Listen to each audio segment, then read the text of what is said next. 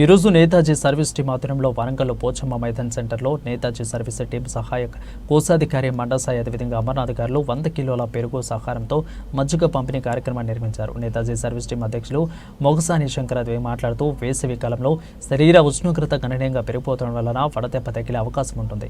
ఈ వడదెబ్బల వలన కేవలం భౌతికంగా మాత్రమే కాకుండా శారీరకంగా వివిధ రకాల అవయవాలు కూడా మరియు అవయవ వ్యవస్థలు వాటికి విధులు ముఖ్యంగా నాడీ వ్యవస్థ ప్రమాదానికి గురవుతుంది.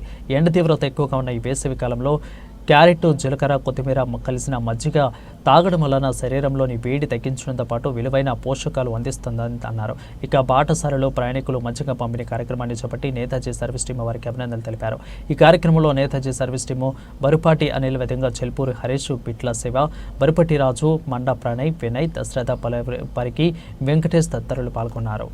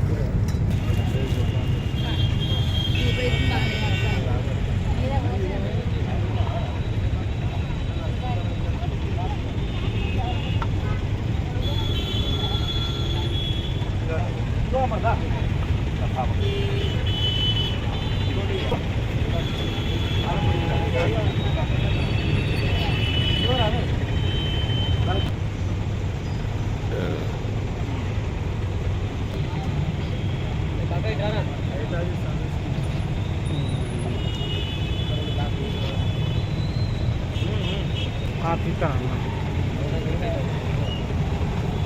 है